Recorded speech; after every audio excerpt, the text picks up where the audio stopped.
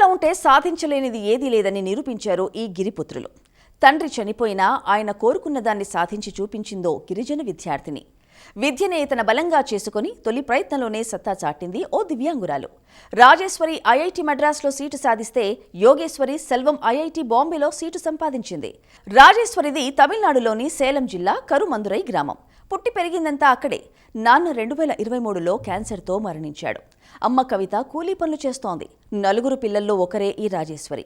తండ్రి చనిపోయాక కుటుంబం భారం అంతా అమ్మ అన్నలపైనే పడింది. దాంతో 9 నుంచి 12వ తరగతి వరకు గిరిజన పాఠశాలలో చదివింది.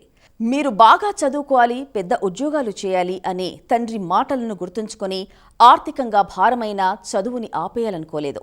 జేఈ పరీక్ష గురించి తన ఉపాధ్యాయుడు ద్వారా తెలుసుకుని ఈరోడ్ జిల్లాలో ప్రభుత్వం అందించే 40 రోజుల కోచింగ్ తీసుకుని కష్టపడి చదివి జేఈ ఫలితాల్లో జాతీయ స్థాయి 417వ స్థానం సాధించింది రాజేశ్వరి.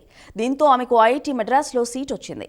ఇక యోగేశ్వరి సెల్వం తమిళనాడు విరుధునగర్ జిల్లాలోని సాత్తూరులో పుట్టి పెరిగింది. ఆమె నాన్న టీ అమ్ముతాడు. అమ్మ బాణసంచా పరిశ్రమలో పనిచేస్తోంది.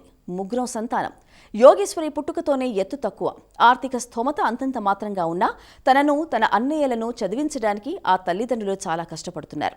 స్థానిక పాఠశాలలోనే +2 వరకు చదివింది. చిన్నప్పటి నుంచి చదువులో చురుగ్గా ఉండే యోగేశ్వరికి ప్రభుత్వం నిర్వహించే నాన్ ముదల్వన్ పథకంలో చేరమని జిల్లా కలెక్టర్ జయశీలన్ ప్రోత్సహించారు. ఈ పథకం పేద విద్యార్థుల ఉన్నత విద్యకు అయ్యే ఖర్చులను భరిస్తోంది. ఆయన ప్రోత్సాహంతోనే ఈ రోడ్లో నిర్వహించిన 40 రోజుల ఆన్లైన్ కోర్సులో చేరింది. తొలి ప్రయత్నంలోనే జేఈ అడ్వాన్స్డ్ పరీక్షల్లో దివ్యాంగుల కోటాలో 75వ స్థానం సంపాదించి ఐఐటి బాంబేలో సీటు సంపాదించింది. వీరిద్దరి పట్టుదలతో వచ్చిన అవకాశాలను సద్వినియోగం చేసుకుని ఐఐటి మద్రాస్, ఐఐటి బాంబేలో సీటు సంపాదించి అందరికీ ఆదర్శంగా నిలిచారు.